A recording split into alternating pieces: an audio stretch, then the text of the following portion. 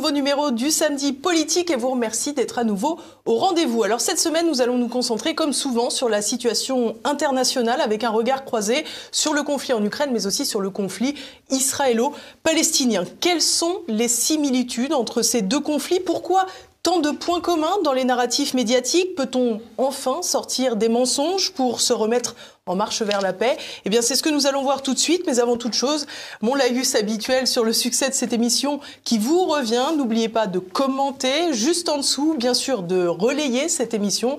Et puis, cliquez sur le pouce en l'air. C'est très rapide et ça fonctionne très bien. À tout de suite.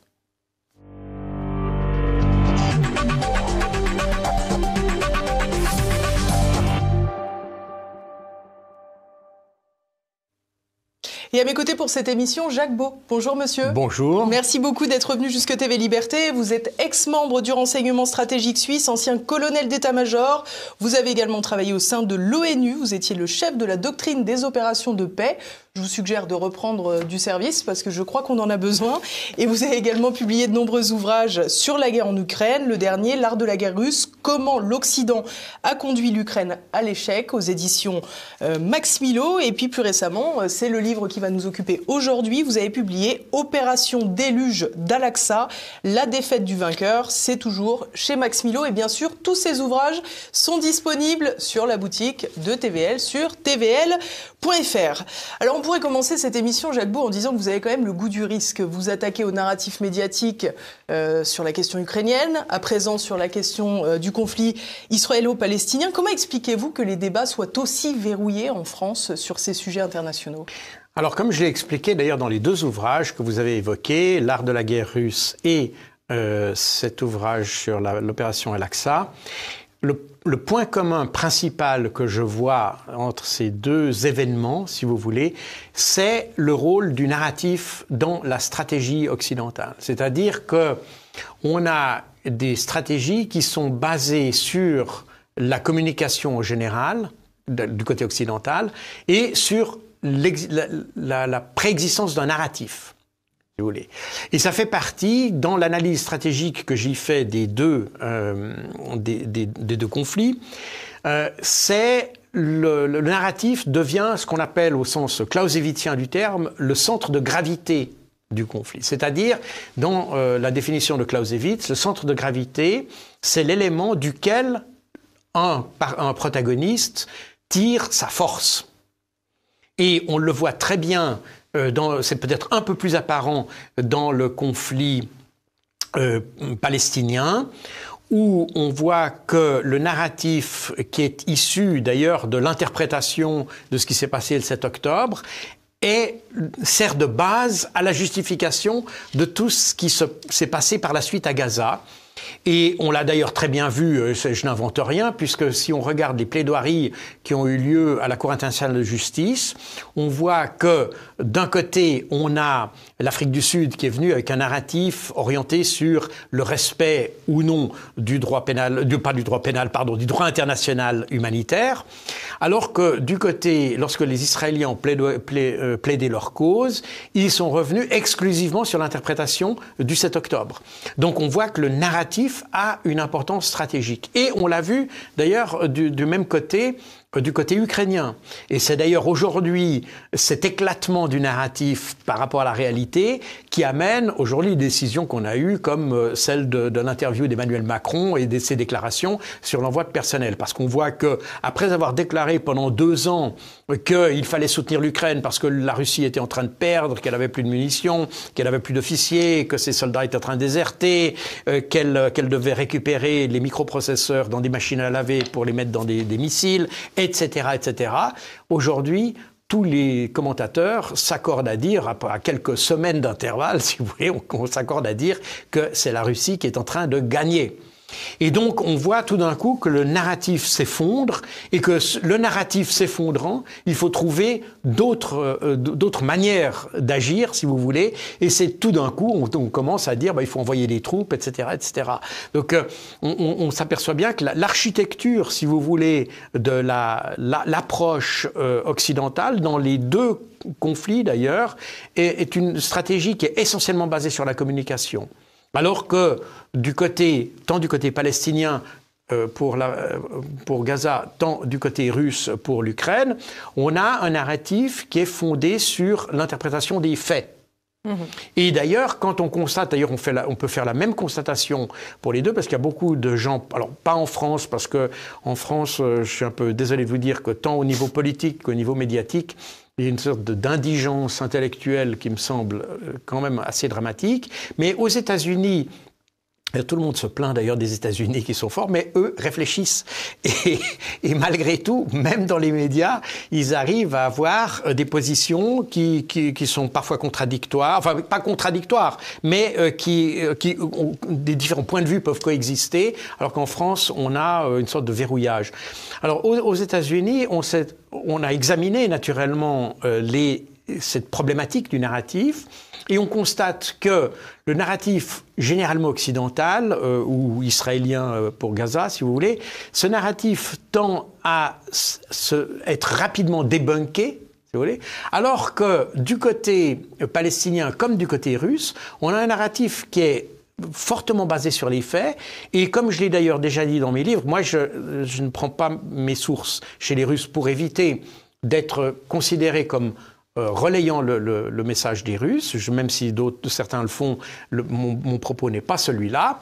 Mais quand je décris des faits, je constate a posteriori, quand je compare les faits qui étaient même dans la presse ukrainienne parfois, et ceux qu'avaient décrits les Russes précédemment, on s'aperçoit que les Russes n'avaient pas menti. Donc, quand on fait une analyse ex post, on s'aperçoit que les Russes sont finalement beaucoup plus... alors, ils tirent certainement la couverture du côté d'un certain moment, mais on n'a pas de désinformation du côté russe sur... On est moins dans la guerre médiatique. On est moins dans la guerre médiatique. Quelquefois, certains pourraient le déplorer, sans doute, mais le fait est qu'eux s'appuient sur la réalité des faits. La victoire, elle est sur le terrain, elle n'est pas dans le papier. Voilà, ça c'est important. Vous avez évoqué tout à l'heure la question d'Emmanuel Macron qui pensait éventuellement envoyer des troupes au sol en Ukraine. Je vous propose de regarder un très court extrait et comme vous avez été chef de la doctrine de paix de l'ONU, vous allez me donner votre point de vue. Est-ce qu'on a bien compris? Est-ce que vous envisagez d'envoyer des troupes occidentales françaises en Ukraine? Bonsoir et bienvenue. Vous êtes assis devant moi. Est-ce que vous êtes debout? Non. Est-ce que vous excluez de vous lever à la fin de cette interview? Bien sûr, vous n'allez pas l'exclure. On est même sûr de le faire. Voilà. Alors, nous, on n'est pas sûr de le faire, mais en tout cas, on n'est pas dans cette situation-là aujourd'hui.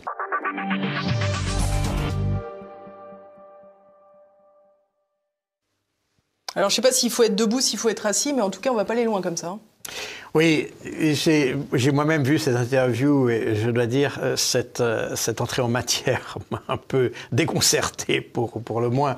Mais n'est-ce pas ce qui se passe dans le cadre de ce conflit, comme d'ailleurs on voit la même chose en Palestine, on a un écart entre la guerre telle qu'on se la représente et la guerre telle qu'elle est.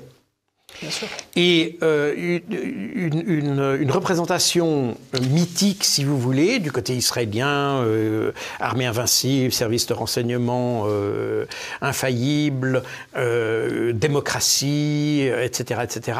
Et puis, tout d'un coup, une réalité des faits qui va exactement à l'inverse de ce que l'on imaginait. Et puis en Russie, en Ukraine, on a exactement le phénomène qui se pose. Alors, ça pousse évidemment à la surenchère, et on est dans cette situation de fuite en avant, qui va même un peu plus loin, parce que avec Macron, on s'aperçoit que l'idée d'envoyer des troupes françaises en Ukraine vient à un moment où, à peu près chaque jour, dans la presse française, on parle d'un nouveau désastre au niveau de la fiscalité, au niveau sociétal, etc. Donc on voit un pays qui va mal, et on a un peu l'impression qu'on est dans le syndrome de walk the dog, de ce fameux film où vous avez le président américain qui se trouve embêté sur le plan de la politique intérieure et qui déclenche une guerre pour détourner l'attention. C'est ce que on avait évoqué, parce que la presse américaine avait évoqué en 1998. J'étais à New York à ce moment-là, et c'est le moment où Bill Clinton était dans l'affaire Lewinsky, et puis qu'il avait déclenché des frappes contre l'Afghanistan et le Soudan à la suite des attentats de Nairobi et Dar es Salaam. Et pratiquement tous les commentateurs américains avaient parlé de la théorie du walk the dog, c'est-à-dire une sorte de diversion. Et on a l'impression qu'on est exactement dans ce schéma-là en France actuellement. Une opération, d'ailleurs, ou une décision dont on ne voit pas très bien l'objectif, parce que éviter, d'ailleurs, la terminologie est intéressante. Autrefois, on disait la Russie perd la guerre. Et aujourd'hui, on essaye de l'empêcher de gagner.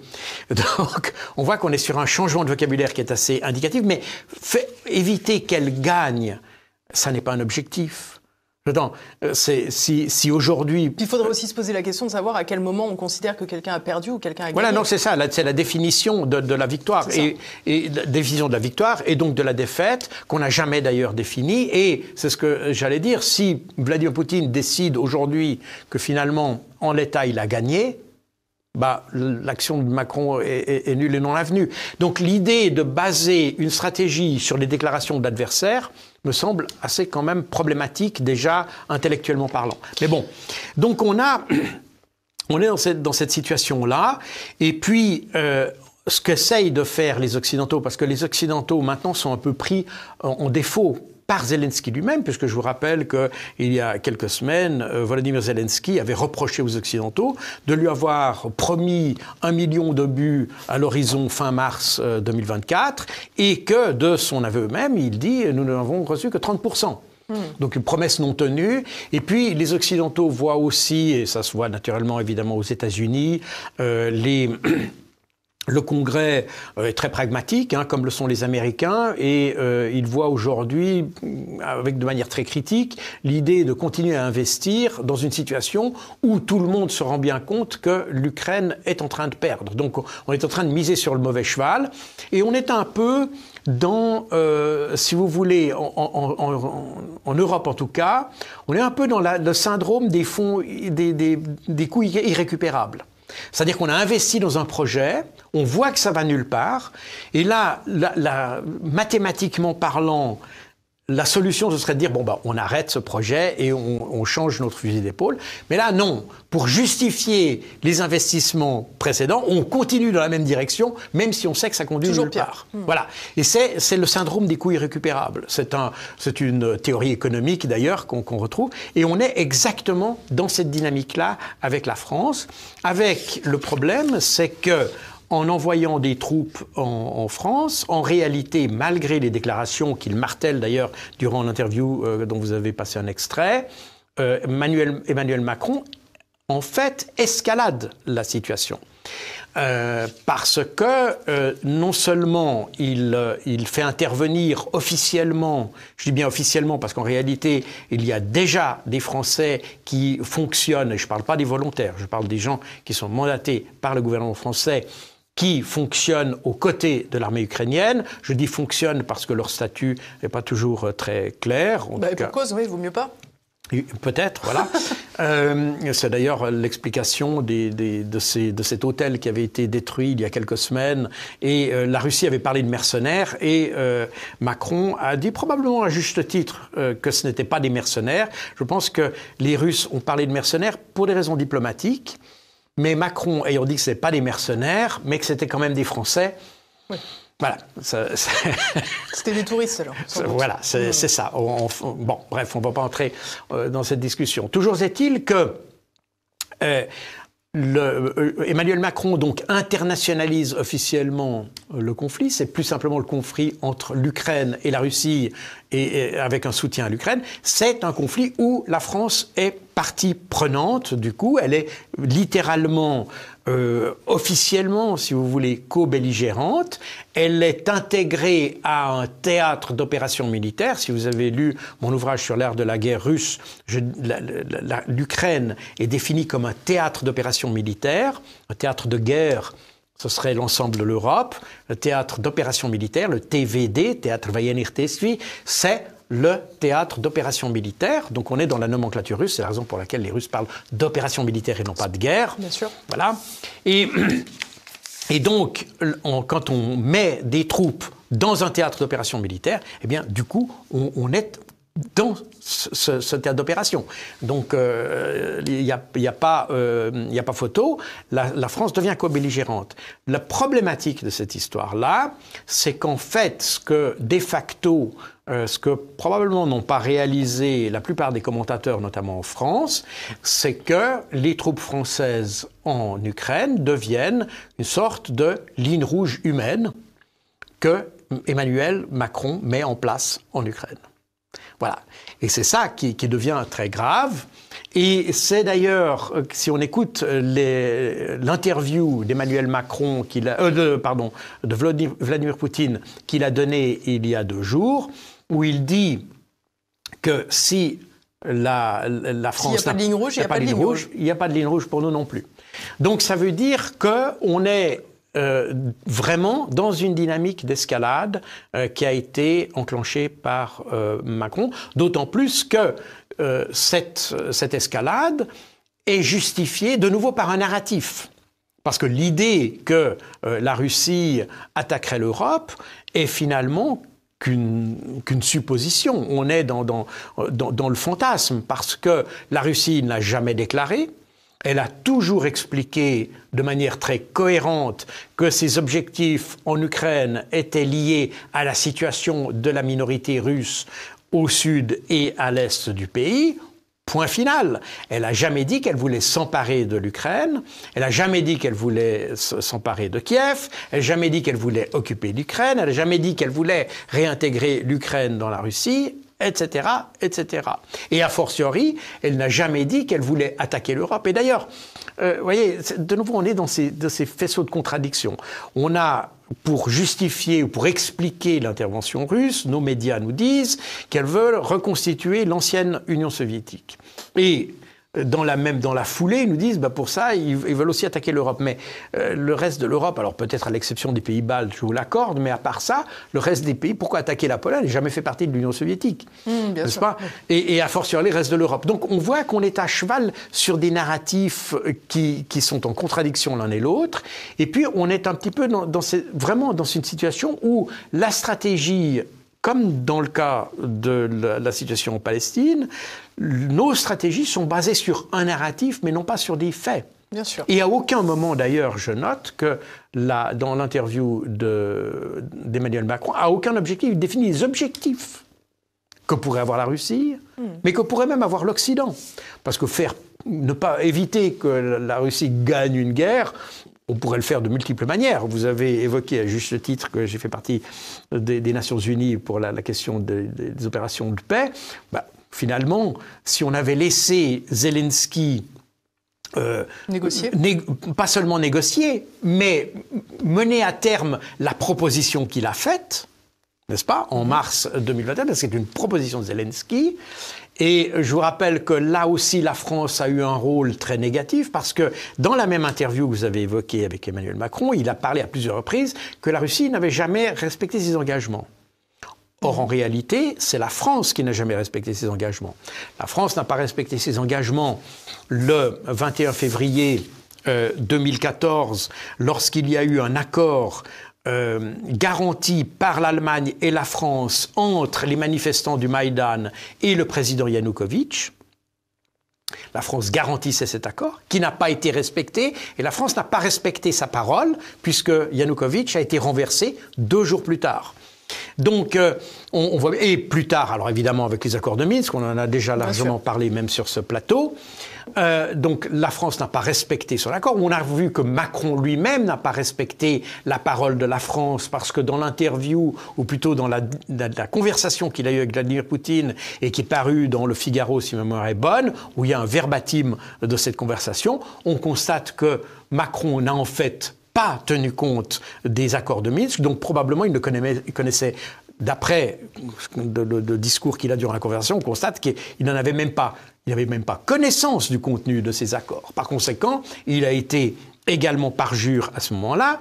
Et puis finalement, il y a le troisième, j'ai parlé de mars 2022, et là, de manière très intéressante, aucun commentateur français notamment en a relevé ça, mais ce qui s'est passé en mars 2022, donc Volodymyr Zelensky a fait sa proposition à la Russie qui était prête à entrer dans une négociation sur ce thème, ils avaient même dit qu'ils étaient prêts à accepter la proposition de Zelensky, et la France et l'Allemagne sont intervenus dans la discussion dans un premier temps pour dire que l'accord pouvait être mené à terme si la Russie, en geste de bonne volonté, retirait ses troupes de Kiev, qui étaient à l'époque autour de Kiev. Ce que la Russie a fait. Et la Russie a toujours expliqué ça comme un geste de bonne volonté, ce qui était un geste de bonne volonté demandé par la France et l'Allemagne. Or, à peine la Russie a retiré ses troupes de Kiev que Volodymyr Zelensky, sous la pression des Occidentaux et notamment de Boris Johnson, ont retiré la proposition. Et je rappelle que ce retrait... Pardon, je fais une parenthèse, mais je crois qu'il y a aussi un négociateur ukrainien qui y est passé dans l'histoire. Alors ça, c'est avant. C'était la fois d'avant. Pas seulement un, d'ailleurs. En réalité, c'est toute une série de négociateurs et de gens qui étaient pour la paix avec la Russie, qui ont été éliminés. Je le mentionne d'ailleurs dans mon livre Opération Z. On a évidemment toujours parlé de ce négociateur, dont le nom m'échappe en ce moment, mais qui a été éliminé. En réalité, il y en a eu plusieurs qui ont été éliminés, y compris des gens qui ont essayé de négocier parce que dans un moment où les troupes russes encerclent d'une certaine manière Kiev, il y avait notamment cet aéroportage de relativement petite dimension d'ailleurs sur l'aéroport militaire de Gostomel. Et le maire de Gostomel, qui essayait de préserver sa population, a essayé de négocier avec les parachutistes russes pour éviter qu'il y ait des dégâts envers la population. Il s'est fait éliminer lui aussi. Et il y a eu d'autres cas, notamment dans le nord de l'Ukraine, de nombreux cas qui sont documentés de maires qui ils se sont trouvés tout d'un coup face à un occupant russe.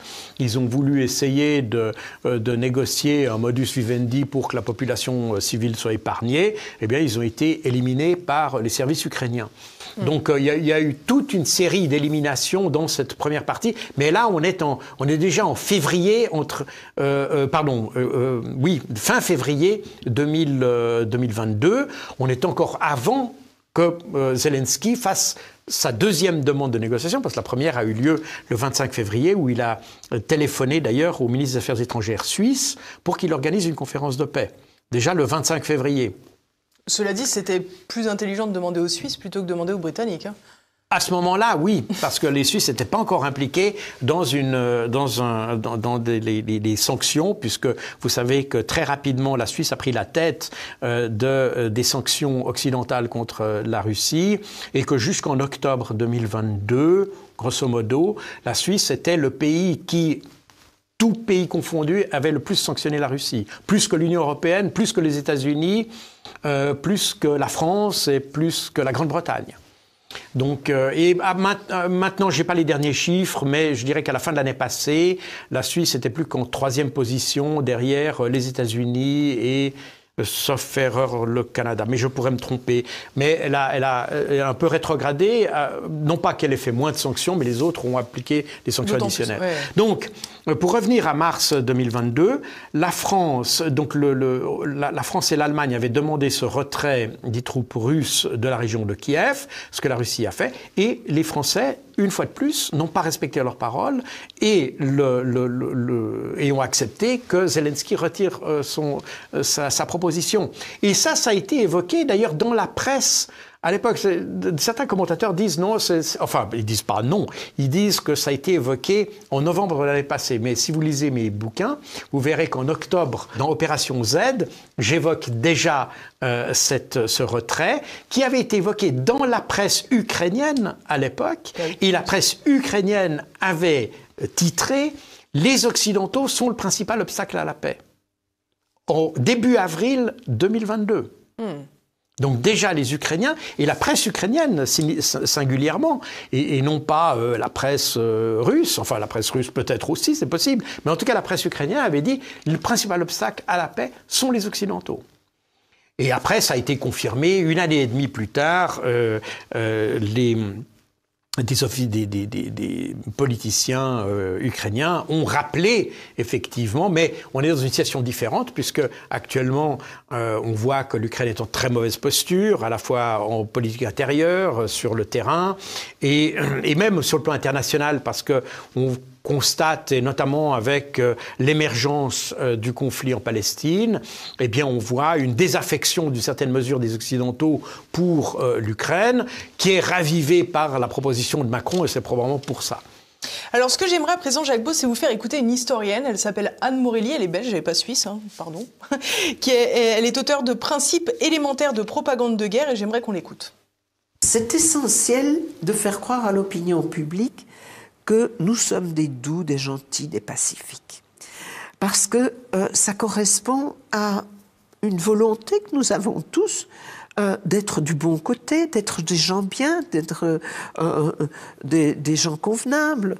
Et donc, nous sommes des doux, des pacifiques, et vous avez des discours politiques qui reprennent ça de manière systématique à toutes les époques depuis un siècle. Hein, c'est pas nous, c'est les autres. Et donc toute la faute revient évidemment à l'autre camp. Et pour que la faute revienne sur l'autre camp et que nous soyons en état de défense, ce qui est bon, hein, nous avons le droit de nous défendre. C'est la légitime défense. Voilà.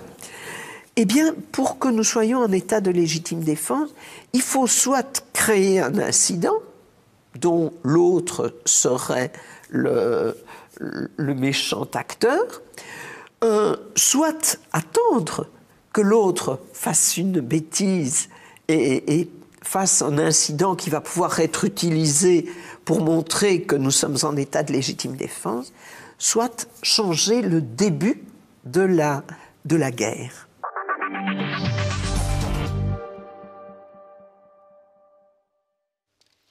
Alors ça, j'ai trouvé ça très intéressant, la fin de cette intervention, changer le début de la guerre. Là, nous avons essentiellement consacré le début de cette émission à la question ukrainienne, mais comme pour le conflit ukrainien, le conflit israélo-palestinien est dans le narratif débuté le 7 octobre dernier, de la même façon que le conflit en Ukraine commencerait le 24 février 2022. Et ça permet de faire table rase de tout. Tout à fait. Alors, je connais Anne Morelli, qui est, je pense, une des personnes qui a fait le travail le plus intéressant sur le décryptage, si vous voulez, de la propagande en situation de guerre. Je pense qu'elle a fait un travail absolument remarquable qui reste, à mon avis, une référence à cet égard. Mais effectivement, pour revenir sur ces théâtres d'opération, d'abord, on s'aperçoit que si on regarde bien, et je crois que je l'avais vu, je l'avais décrit dans mon ouvrage « Gouverné par les fake news », aucun conflit majeur.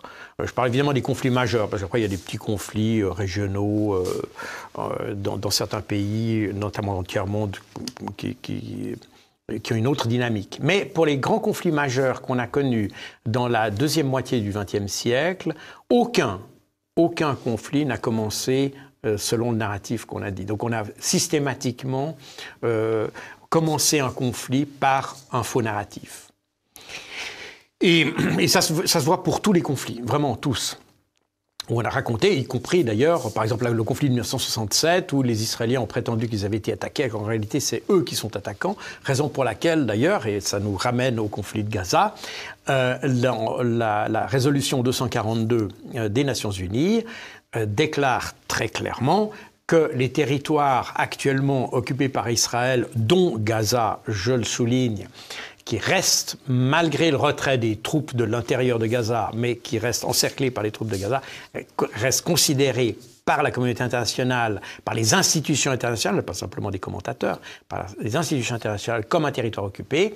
Cette occupation résulte d'une action de guerre. Et que par conséquent, l'acquisition de territoires par la guerre est considérée comme inadmissible. C'est d'ailleurs un des titres sur lesquels s'ouvre la résolution 242 des Nations Unies, qui explique pourquoi, enfin qui explique pas, qui intime l'ordre d'une certaine manière à Israël de se retirer de ces territoires et de les restituer à leurs propriétaires originels. Et effectivement, quand on parle de la guerre du 7 octobre, il est faux de penser que tout a commencé le 7 octobre. Je prends souvent l'image d'un récipient qui déborde et dont, finalement, on aurait les quelques gouttes qu'on a vues entre 2021 et septembre 2023, pratiquement, qui ont commencé à faire déborder le vase et, finalement, qui ont conduit à l'opération Déluge d'Al-Aqsa. D'ailleurs, il ne vous a pas échappé que ce livre est extrêmement épais et que ça ne m'a pas échappé, effectivement. Voilà, et que parallèlement, j'ai écrit presque et publié presque en même temps mon livre sur la guerre en Russie, enfin l'art de la guerre russe. Ça veut dire, en d'autres termes, que ce livre, je l'ai commencé en réalité avant le 7 octobre. Bien sûr.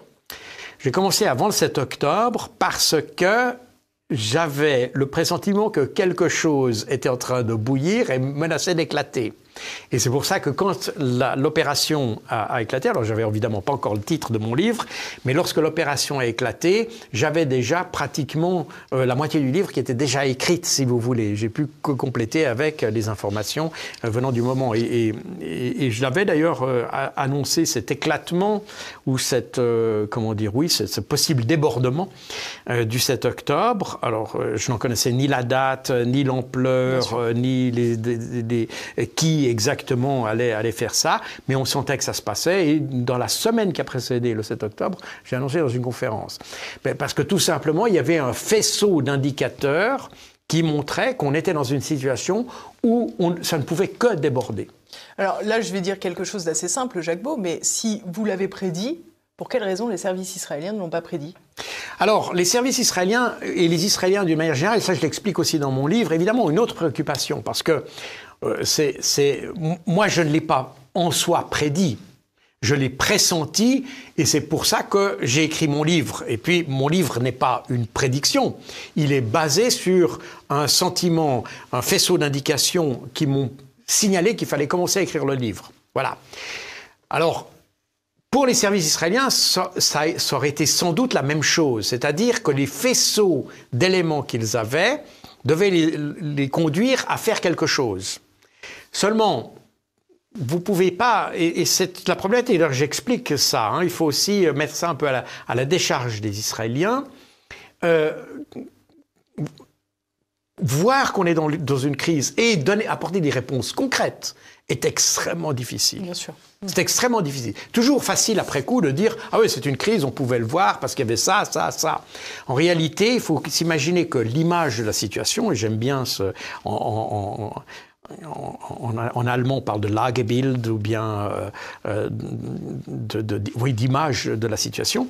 Cette image, elle est composée de pièces de puzzle en quelque sorte. Alors, un service de renseignement, eh bien, il acquiert les pièces du puzzle. Mais il n'a pas toujours la clé pour assembler toutes ces pièces. Et quelquefois, il manque des pièces d'ailleurs pour pouvoir les assembler, exactement comme dans un puzzle. Et c'est, je pense, exactement la situation dans laquelle sont trouvés les services de renseignement israéliens.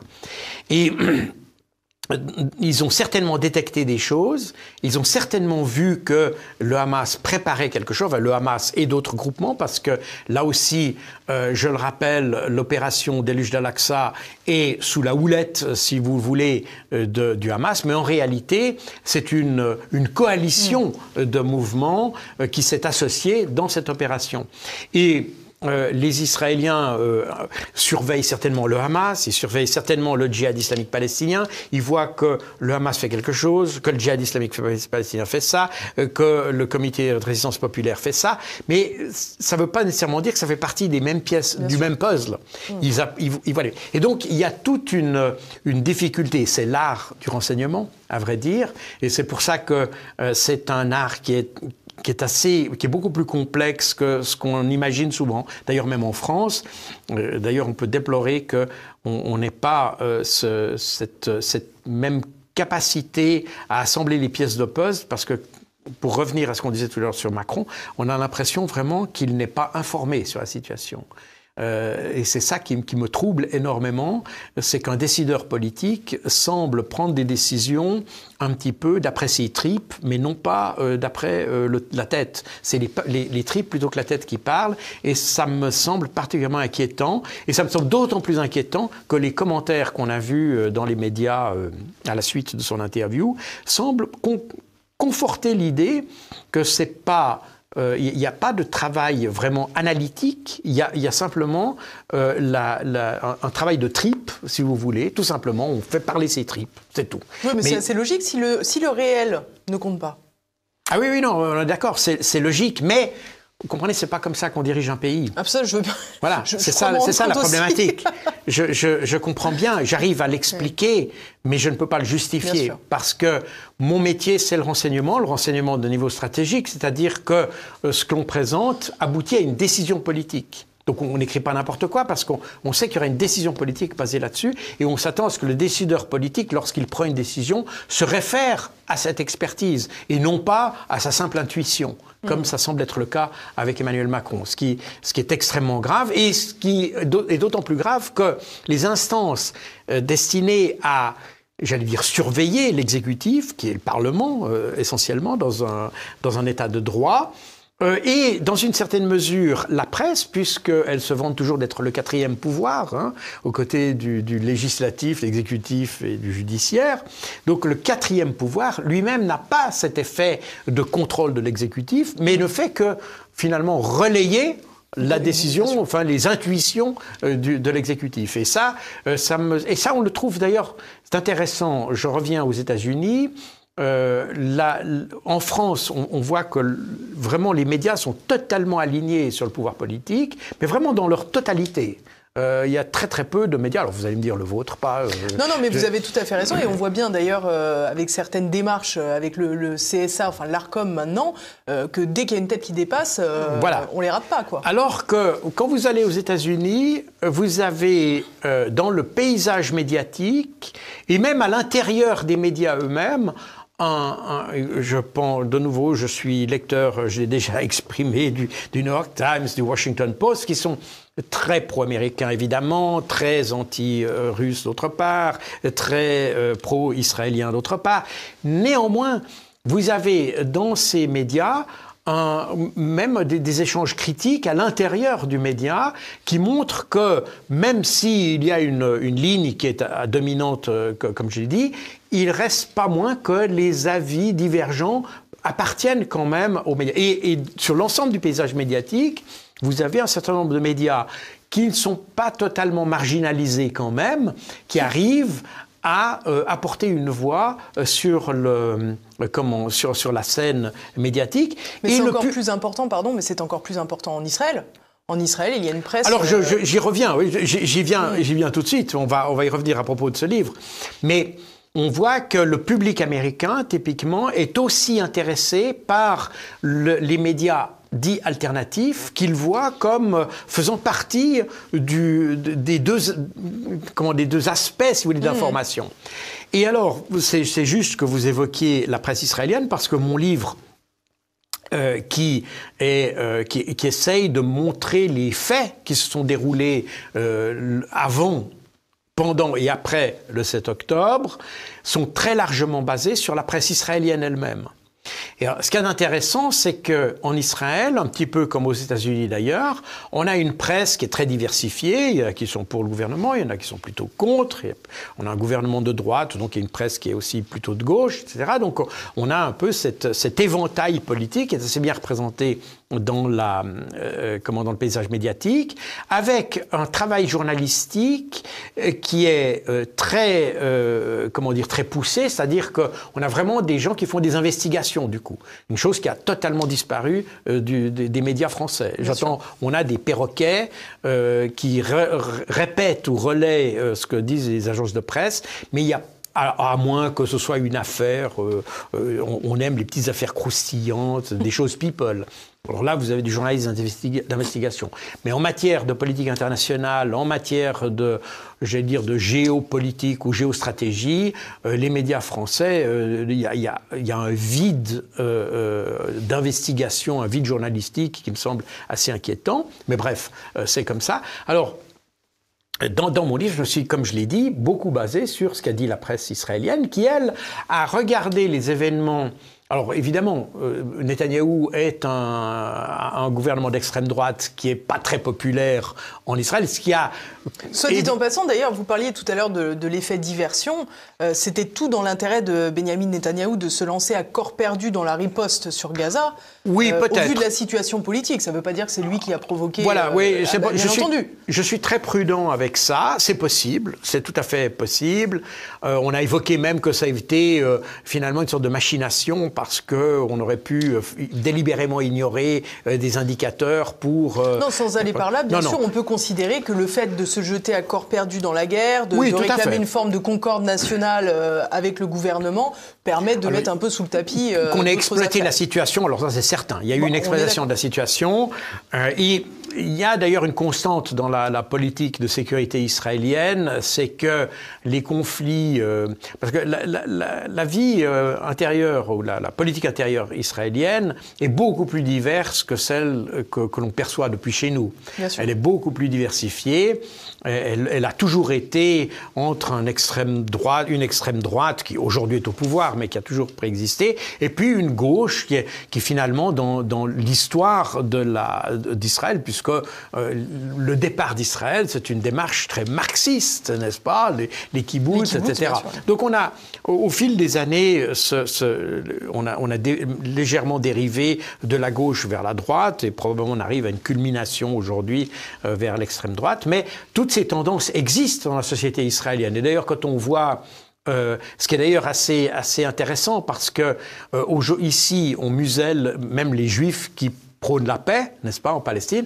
Alors, en Israël, on voit très bien que cette population, une partie de la population, depuis très longtemps, manifeste pour que il y ait un meilleur traitement des Israéliens, ne serait-ce que pour des raisons d'équilibre national, en quelque sorte, n'est-ce pas? Parce qu'il est évident que quand on traite mal les Palestiniens ou qu'on ne respecte pas le droit international et qu'on a un facteur d'instabilité, ça peut même affecter l'existence même d'Israël. Donc les Israéliens eux-mêmes en sont très conscients. Vous avez maintenant une faction ou une fraction d'extrémistes et d'ultra, à la fois religieux, nationalistes, etc., qui eux se moquent de ça parce qu'ils pensent qu'ils peuvent prévaloir. Mais je pense qu'une bonne partie de la population est beaucoup plus critique, et c'est le cas notamment d'une bonne partie de la presse, qui a enquêté sur la question du déroulement de ce 7 octobre. Et il y a beaucoup, d'ailleurs, je cite, comme vous savez, il y a plus de 800 sources que j'évoque dans mon ouvrage. Mais il y a notamment d'excellents articles qui ont été faits par des journalistes, notamment d'Idiot Ahronot, sur le déroulement de la journée du 7 octobre, qui nous montrent d'ailleurs une image totalement différente de celle qui est présentée dans nos propres médias. Absolument. Et qui, d'une certaine manière, pas seulement d'une certaine manière, qui devrait désamorcer le narratif qui sert de soutien à l'action dans Gaza. Et d'ailleurs, assez intéressant de voir qu'en Europe, et singulièrement en France, dès qu'on vous dit les bombardements sont excessifs concernant la population de Gaza, elle ne respecte pas le droit humanitaire, on vous dit oui, mais les Palestiniens ont fait un crime avant. Donc on prend un crime pour en justifier un autre. Et ça me semble extrêmement étrange pour des gens qui se prétendent d'un état de droit, car dans tous les cas de figure, quel que soit ce qui ait pu être fait le Hamas le 7 octobre, et encore de nouveau selon les journalistes israéliens, on est très loin de l'image que nous en avons. Justement, j'aimerais bien qu'on s'arrête quand même sur le déroulé du 7 octobre et sur les choses que vous reprenez de la presse israélienne, des points qui, si on les évoquait en France, nous vaudrait d'être qualifiés de complotistes. On parle par exemple des bébés égorgés. On parle également d'une partie des pertes qui ont été aujourd'hui, le 7 octobre est considéré comme étant à l'origine de 1200-1250 morts produits par le Hamas.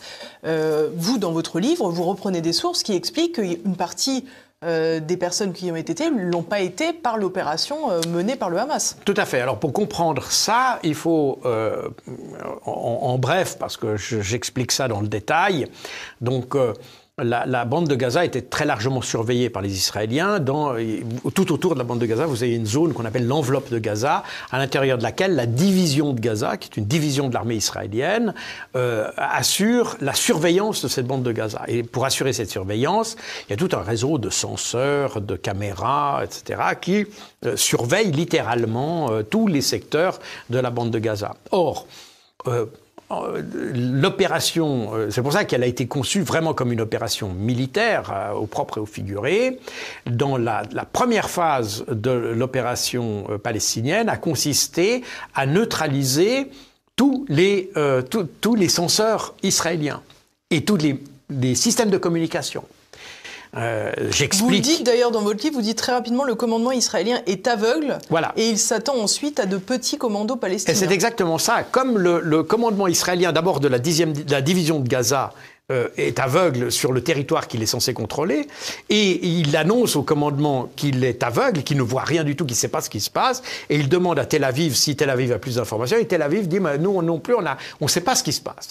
Donc on sait que quelque chose se passe, on sait qu'il y a une attaque qui se déroule, on sait que des commandos palestiniens ont traversé la clôture et pour venir attaquer au sud d'Israël, mais on n'en connaît ni l'ampleur, ni la quantité, ni les méthodes, on sait rien en fait.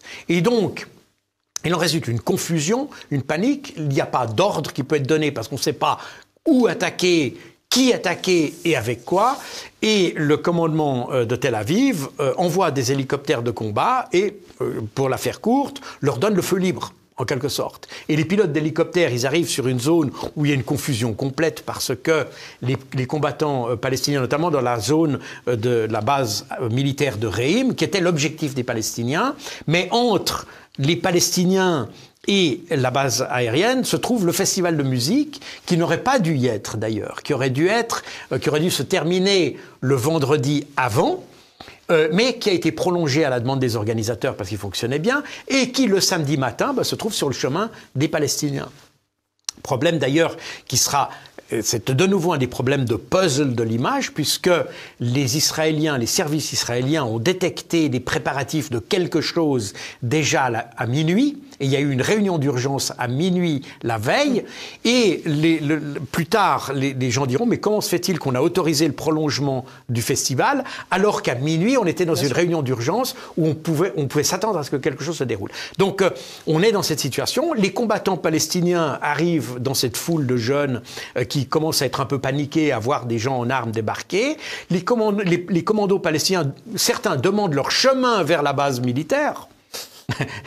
Ils demandent leur chemin vers la base militaire parce qu'ils ne s'attendaient pas à voir ces gens-là. Donc on voit bien que l'objectif des Palestiniens était des objectifs militaires. D'ailleurs, comme je décris, il y avait 25 objectifs militaires. J'ai identifié les principaux sur une carte pour qu'on puisse bien voir. Mais il y avait...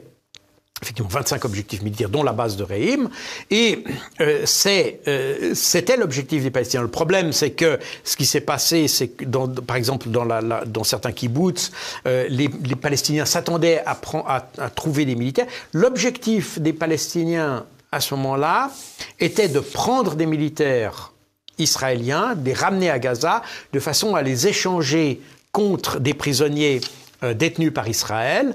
Pourquoi cela? Parce que, auparavant, et c'est pour ça que l'histoire ne commence pas le 7 octobre, elle commence bien avant, parce qu'il y avait eu des négociations entre le Hamas et les autorités israéliennes par Qatar interposées pour la libération des prisonniers palestiniens qui étaient détenus par Israël. Et tout d'un coup, le gouvernement de Netanyahou a rompu ça, il a dit on ne négocie pas avec ces gens-là, donc terminé.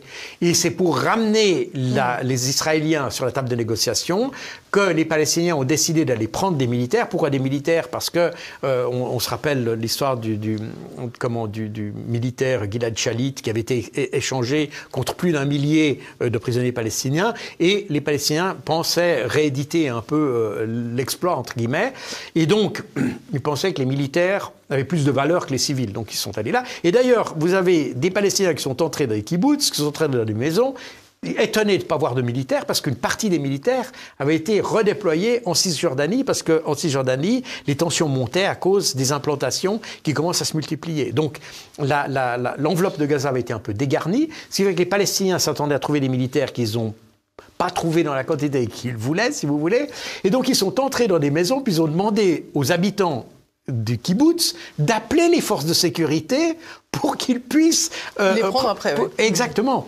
Donc on voit bien que et quand on voit tout ça, on voit bien que l'image que nous en avons est évidemment très différente, parce que nous on essaye de dire, d'ailleurs c'est le narratif israélien qui permet de justifier ensuite les exactions qu'on a vues à Gaza, c'est de dire les Palestiniens voulaient s'attaquer aux populations civiles, voulaient massacrer, on est dans un pogrom, etc. On est quand même d'accord, Jacques Beau, que des civils israéliens sont morts dans cette attaque.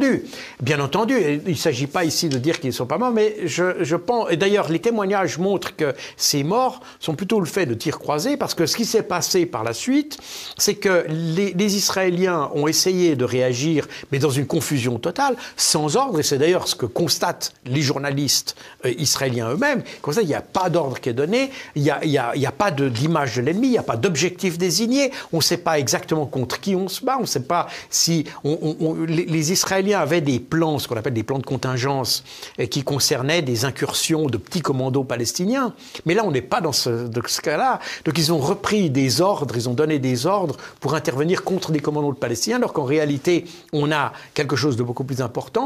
C'est vrai que les militaires sur le terrain se sont trouvés totalement dépourvus. Les pilotes d'hélicoptères n'avaient absolument aucune information ou de renseignements qui leur désignaient les objectifs. Ils ont fini par, avec leur téléphone portable, à prendre sur WhatsApp des réseaux de gens qui étaient au sol pour pouvoir avoir des désignations d'objectifs. Puis alors elle a dit oui, tirez sur la maison à droite, le truc là. Ils ont tiré sur la maison à droite sans savoir de quoi il s'agissait.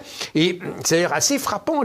Même les journalistes israéliens disent on a absolument fait fi de toutes les procédures, à la fois de sécurité, les procédures militaires, les procédures de conduite, pour finalement avoir une situation totalement confuse. Je cite même, d'ailleurs, dans même une capture d'écran, d'une jeune commandante de char israélien qui arrive sur place avec son Merkava, les commandantes de char, et puis elle arrive, elle n'a pas de but, elle ne sait pas où est l'adversaire, et puis là il y a un type au sol qui lui dit « Ah, mais il y a des Palestiniens là dans la maison », alors elle dit « Mais est-ce qu'il y a des civils aussi dans cette maison ?» Et le gars lui dit « T'occupe pas, tire quand même ». Et donc elle tire. Et c'est une des maisons où, effectivement, on aura un certain nombre de Et comment civils. on explique qu'il y ait si peu de témoignages en ce sens? Ou alors est-ce que, au contraire, c'est pas qu'il y a peu de témoignages, c'est que ces témoignages sont très peu diffusés? Alors c'est exactement ça. Ces témoignages ont été diffusés sur la presse israélienne. Alors ils ont été rapidement muselés parce que les Israéliens ont très bien compris que le narratif du 7 octobre leur donnait la possibilité de faire une grosse opération contre Gaza. Et par conséquent, vous avez, et comme je l'explique d'ailleurs dans le livre, et de nouveau c'est pas moi qui le dis, c'est pas une invention de ma part, c'est le résultat des enquêtes de journalistes israéliens et même d'ailleurs de militaires israéliens. C'est important de le dire. Les témoignages de militaires israéliens dans cette affaire, qui eux aussi ont été choqués par la manière dont les opérations étaient conduites, parce qu'on a été hors toute procédure. Toute procédure, oui. Et donc, ce qui s'est passé, c'est que lorsque les témoignages, et pas seulement d'ailleurs les témoignages des rescapés de cette journée, mais aussi ceux qui ont été libérés, par exemple, qui étaient entre les mains du Hamas. Qui étaient entre les mains du Hamas et qui sont sortis en disant que finalement ils avaient été bien traités, ils avaient été dignement, qu'il n'y avait pas eu de problème. Ils avaient certainement été, c'était quand même un choc d'être prisonnier, parce que quand vous êtes otage, et la désignation d'otage se réfère essentiellement aux civils qui avaient été pris par le Hamas, des autres, les militaires qui ont été pris par le Hamas, qui sont encore en détention par le Hamas maintenant, pourraient tomber sur la catégorie des prisonniers de guerre, en réalité, hein, parce que c'est des opposants. Les civils peuvent tomber sur la désignation d'otages, mais ces otages ont certainement vécu des moments d'anxiété énormes, donc il faut pas non plus minimiser les choses. Certains étaient blessés en plus. Certains ont été blessés, mais ils ont été soignés par contre. Ça c'est aussi important de le dire. Le Hamas, et il y a une unité particulière, donc je décris toute la structure du Hamas dans mon livre, y compris cette fameuse unité fantôme, qui est une unité qui est dévolue à la protection des otages qu'ils prennent. Parce que, effectivement, on a vu que les Israéliens, leur but, c'est de détruire les preneurs d'otages, peu importe la survie des otages.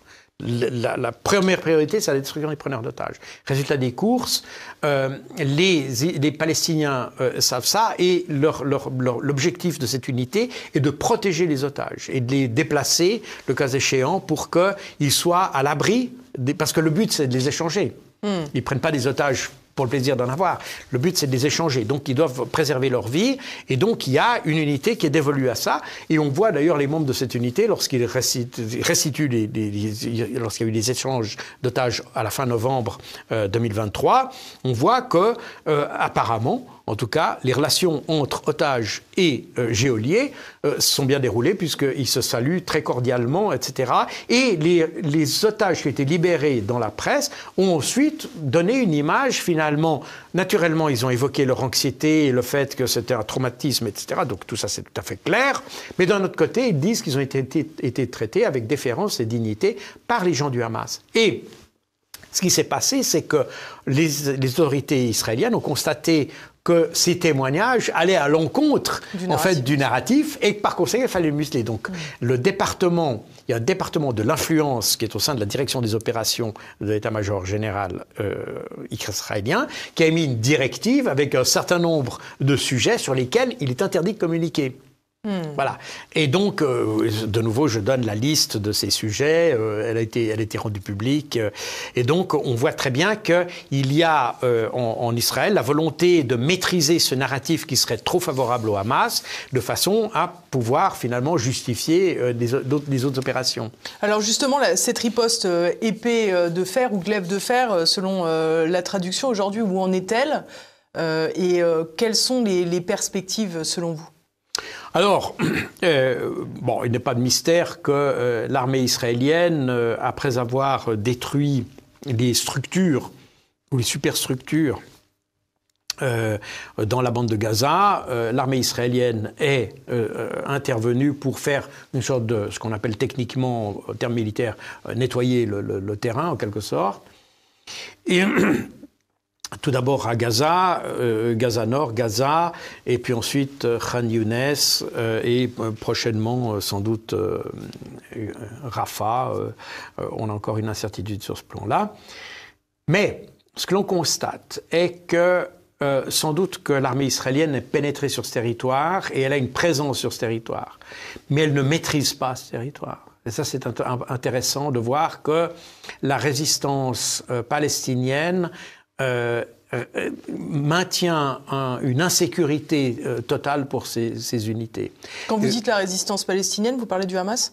Je parle de l'ensemble des mouvements, parce que de nouveau, on parle toujours d'une opération du Hamas, et sur la couverture de mon livre, c'est bien un combattant du Hamas qui est, parce que c'est eux qui patronnent cette opération. Mais en réalité, le Hamas est évidemment la force dominante dans la bande de Gaza, mais pour cette opération, et d'ailleurs c'est pas nouveau, il a été créé une sorte de salle de coordination des opérations, ce qu'on appelle une salle de coordination, c'est-à-dire une sorte de coalition, en clair. C'est une coalition, et on voit que malgré que tous ces groupes travaillent sous des étiquettes différentes, il y a une coordination entre elles. Et on voit même des opérations qui se déroulent conjointement avec différents groupes. Donc, quand on parle du Hamas, pour ça que je préfère parler de la résistance palestinienne, parce qu'on a vraiment un ensemble de mouvements de résistance, qui ne sont pas tous d'ailleurs islamiques. Certains sont d'obédience marxiste même, qui sont là. Donc, on a vraiment, un peu comme on avait d'ailleurs en France en 1941, 41, 42. On avait des groupes qui allaient du communiste au royaliste. On avait un patchwork de mouvements de résistance. C'est d'ailleurs la raison pour laquelle il a fallu un Jean Moulin pour essayer de mettre tous ces gens ensemble et les intégrer dans une approche coordonnée.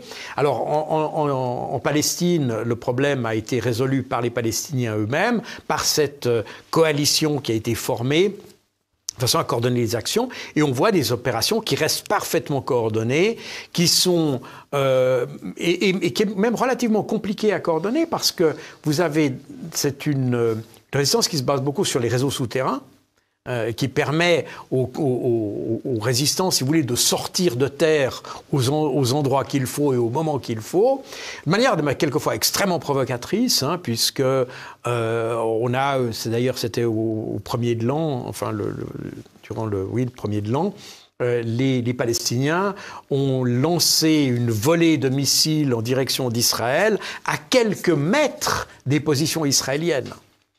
Donc on est vraiment dans l'idée de montrer aux Israéliens, vous ne maîtrisez pas le terrain, c'est nous qui sommes les maîtres ici. Vous êtes là, vous êtes présents, mais c'est nous qui dominons. Alors ça, on va faire une pause si vous voulez bien, parce que ce que vous dites, je l'entends, mais pour autant, on annonce quelques 30 000 pertes du côté palestinien depuis le début de la riposte israélienne. Je ne sais pas si on peut considérer qu'effectivement Israël ne maîtrise pas le terrain, mais comment les combattants de la résistance palestinienne, pour reprendre vos termes, peuvent-ils se féliciter d'un tel bilan? Alors, il y a deux choses. D'abord, quand on parle des victimes, il faudrait savoir de quelles victimes on parle. Quand on regarde les chiffres qui sont acceptés par les Nations Unies, les 30 000 victimes que vous évoquez sont des victimes civiles, dont une grande partie de femmes et d'enfants d'ailleurs, 70% selon les Nations Unies, mais je ne peux pas vérifier ce chiffre. Bon, le problème ici, c'est que pour les autorités israéliennes, et notamment M. Isaac Herzog l'a dit lui-même, l'ensemble de la population est coupable.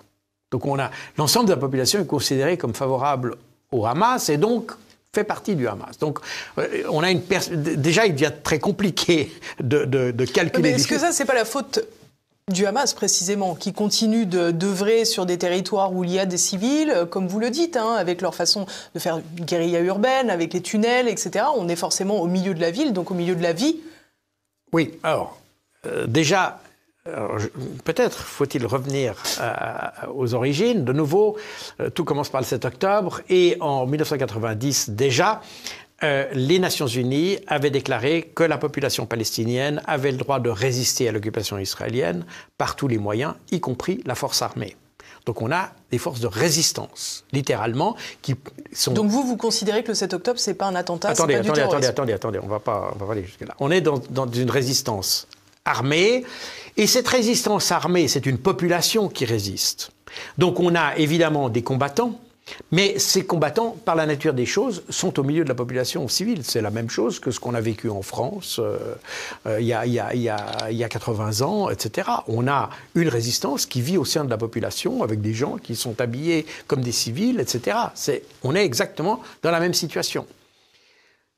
Les combats qui se déroulent aujourd'hui, au jour où nous parlons en Palestine, enfin dans la bande de Gaza, se déroulent sans population civile. Les résistants sont là, ils utilisent ces réseaux souterrains, etc. Ça, c'est leur travail. Donc ce que vous dites, c'est que les 30 000 pertes civiles, elles n'ont pas eu lieu lors de combats avec le Hamas? Non, les 30 000 pertes de civils, c'est des pertes qui ont été réalisées par des frappes israéliennes. Dans le but de neutraliser des combattants du Hamas. Oui, bien entendu. Mais de nouveau, il y a manière et manière de le faire. C'est comme j'ai toujours dit, on pose souvent la question, mais est-ce qu'Israël a le droit de se défendre? Bien sûr qu'Israël a le droit de se défendre. Si on est en guerre, on se défend.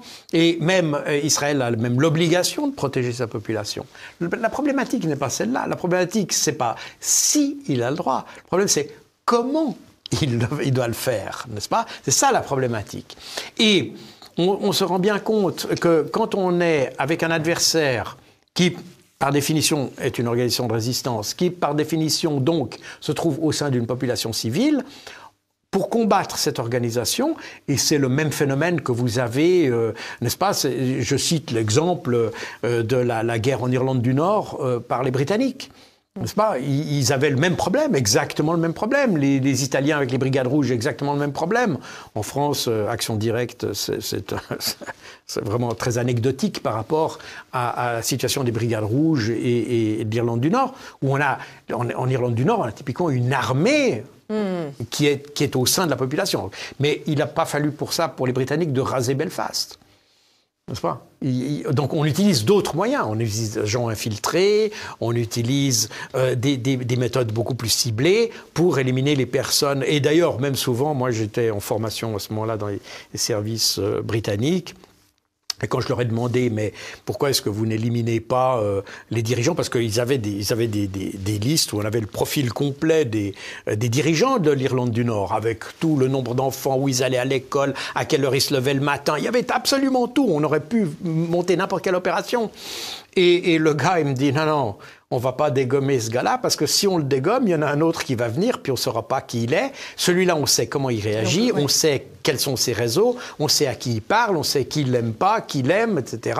Donc ça, c'est un truc, on peut maîtriser ça. Donc vous voyez que la lutte contre une résistance, ou un mouvement de résistance, ou un mouvement terroriste, vous l'appelez comme vous voulez, c'est quelque chose qui demande une stratégie beaucoup plus élaborée que simplement envoyer des bombes d'une tonne dans une zone urbanisée.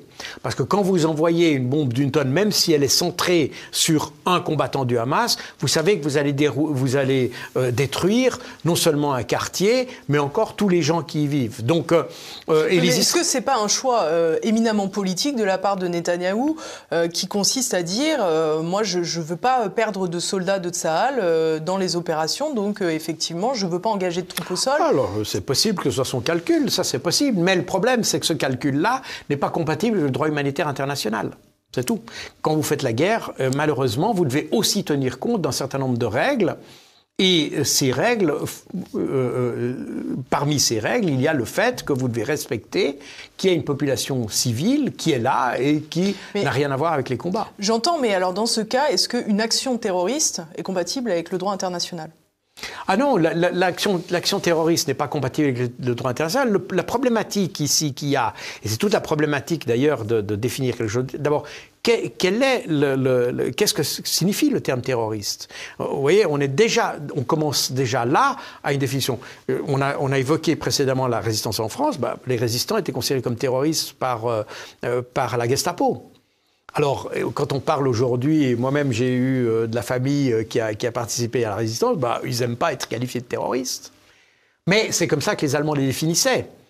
La problématique du terrorisme, et c'est la raison pour laquelle, d'ailleurs, certains ont évoqué, quand on a parlé du 7 octobre, que vous avez évoqué, venez d'évoquer, pour savoir si c'est une opération terroriste, etc., les gens préfèrent dire qu'il y a des crimes de guerre plutôt que de dire que c'est une action terroriste, parce que le terme terroriste ou désignation de terroriste, une terminologie plutôt politique, qu'opérationnelle, et alors que crime de guerre est une notion qui est clairement définie par le droit international.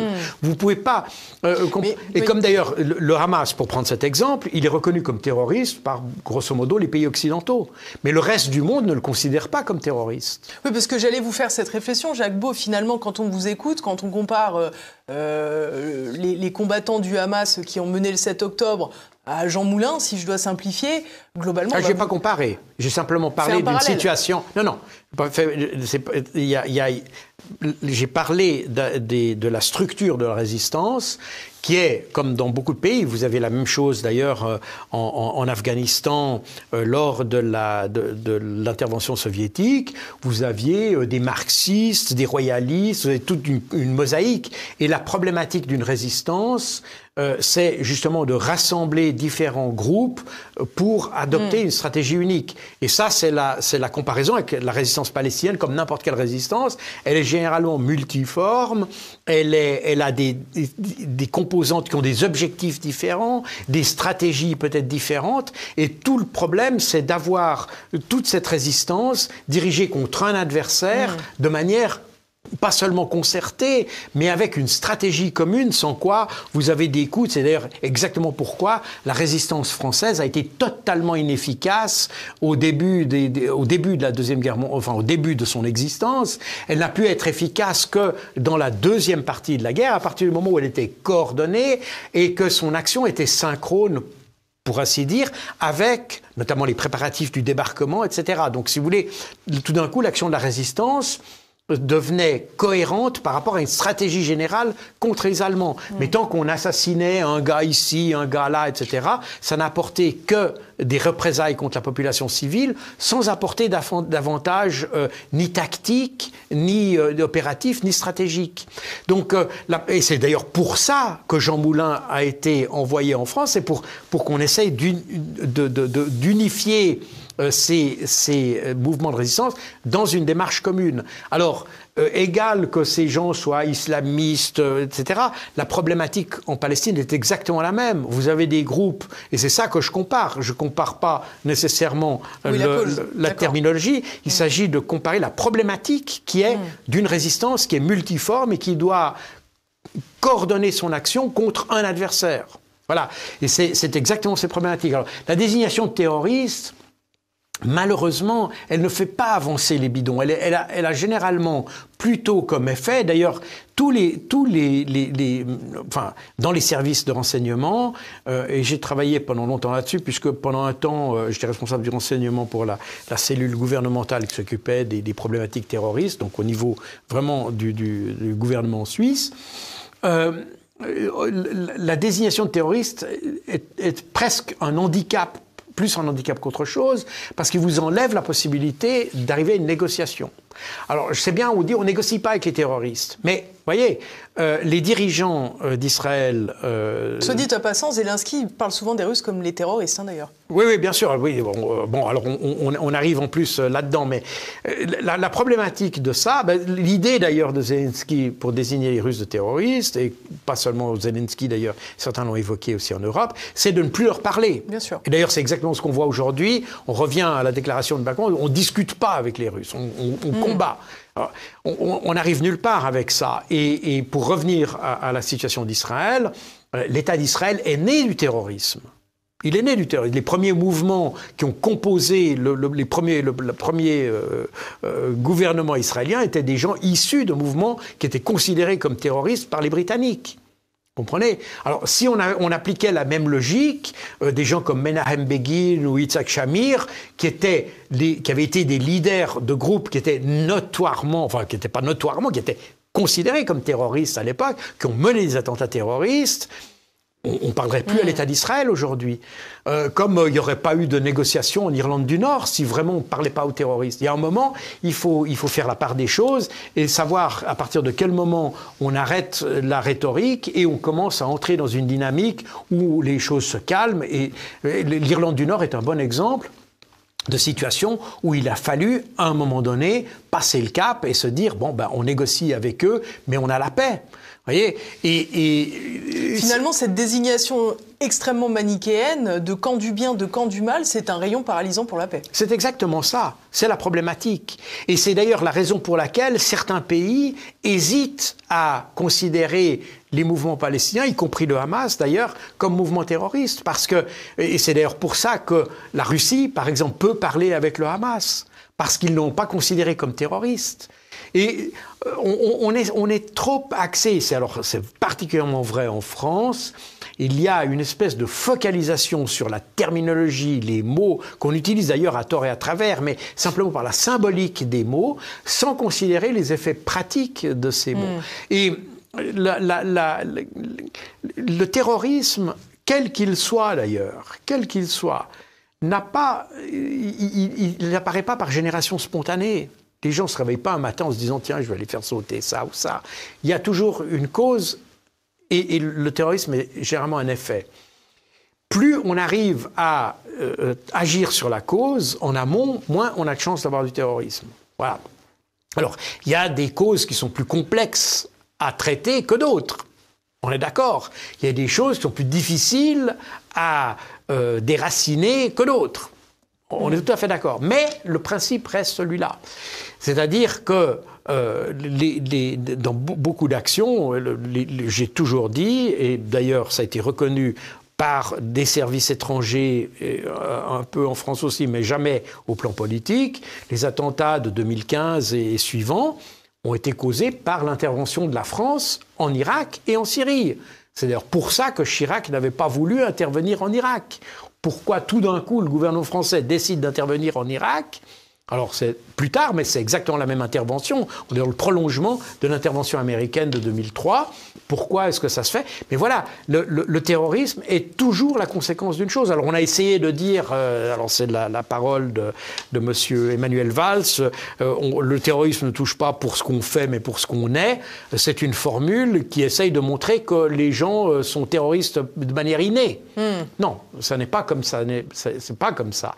Ils ont une cause qui peut être bonne ou mauvaise d'ailleurs. Hein, c'est pas mais il y a toujours une raison pour se faire, pour tomber dans le terrorisme. Alors l'intérêt de ne pas déclarer un mouvement comme terroriste et de garder une réserve là derrière, c'est de pouvoir négocier. Et de force est de constater que pour les mouvements palestiniens, le Hamas en particulier, il n'y a que les pays occidentaux qui le déclarent. Donc la grande partie du monde ne le déclare pas comme terroriste. Il n'en reste pas moins que c'est avec un pays occidental qu'il doit faire la paix et qu'on voit bien la limite de l'exercice. Tout à fait. Pour conclure, Jacques Beau, j'aimerais revenir sur le sous-titre de ce livre, « La défaite du vainqueur ». Pour vous, Israël a perdu? Alors, ce sous-titre, il est exactement le même que celui que j'avais mis sur mon livre « La guerre asymétrique » ou « La défaite du vainqueur ». Ce livre a été écrit il y a 20 ans. Il était fortement basé sur le terrorisme qui avait émané de la deuxième intifada. Et avec l'apparition du Hamas, d'ailleurs, etc., où j'explique la stratégie du Hamas par rapport à celle du Fatah, déjà à l'époque, il y a 20 ans. Et constatant qu'aujourd'hui, dans cet ouvrage, j'ai exactement les mêmes conclusions qu'il y a 20 ans, les mêmes constatations qu'il y a 20 ans, les mêmes constatations de l'inadaptation de la stratégie israélienne pour lutter contre la résistance palestinienne.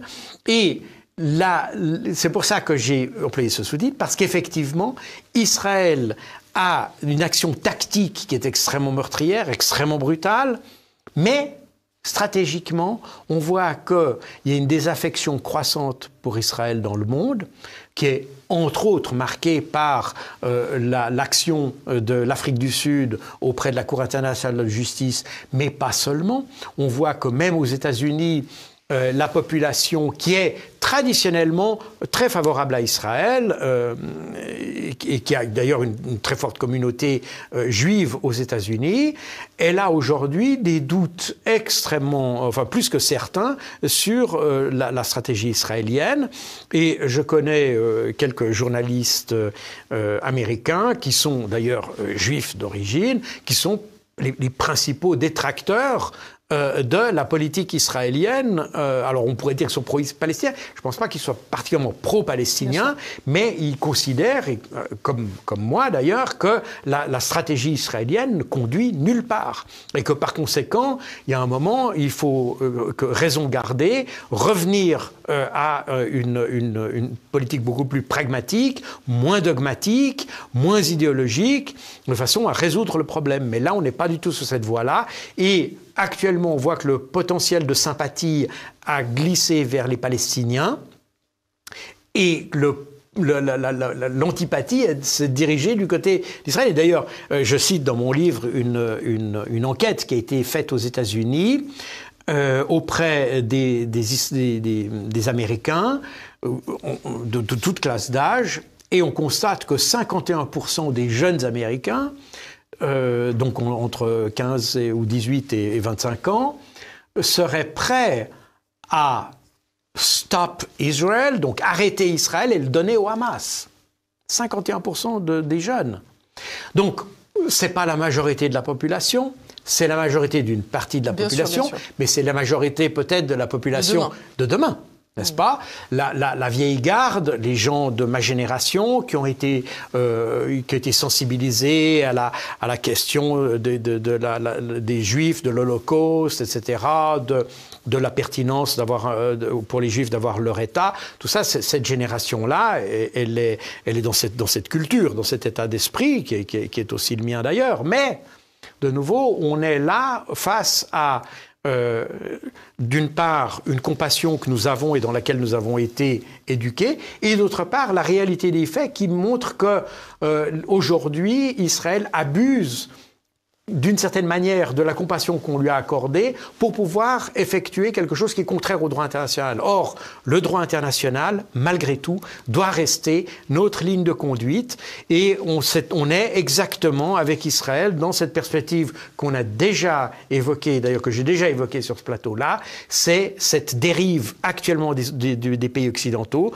de passer d'un droit international, d'un ordre international basé sur le droit vers un ordre international basé sur des règles que l'on forge au fur et à mesure. C'est une pseudo-morale, quoi. C'est une pseudo-morale, c'est évidemment des règles qu'on applique à nous, mais pas aux autres, etc. C'est ce que certains appellent le deux poids, deux mesures. Et c'est ce qui anime malheureusement la politique internationale depuis maintenant plusieurs années en Occident, que l'on voit aussi d'ailleurs en œuvre en Ukraine. Hein. On a aussi là un lien entre les deux pays, qu'on voit d'ailleurs appliqué également sur la situation avec la Chine. Donc on est dans une situation où on n'a plus de ligne de conduite, si vous voulez, il n'y a plus de référence d'une certaine manière, puisque c'est les Occidentaux qui créent la référence au fur et à mesure des événements. Donc il n'y a plus de référence. Merci beaucoup Jacques Beau, on aurait pu continuer longtemps encore sur cette émission. Merci à tous de nous avoir suivis. Je rappelle le nom de cet ouvrage, Opération Déluge d'Al-Aqsa, la défaite du vainqueur. C'est aux éditions Maximilo et c'est disponible sur la boutique, sur tvl.fr. Chers amis, cette émission s'achève. J'espère que vous avez déjà partagé à tous vos proches cette vidéo. N'oubliez pas de laisser vos commentaires, de faire vos suggestions que je lis chaque semaine attentivement. Et puis pensez aussi, si ce n'est pas encore fait, à cliquer sur le fameux pouce en l'air pour améliorer le référencement. En attendant, je vous donne rendez-vous évidemment la semaine prochaine. Portez-vous bien, à bientôt.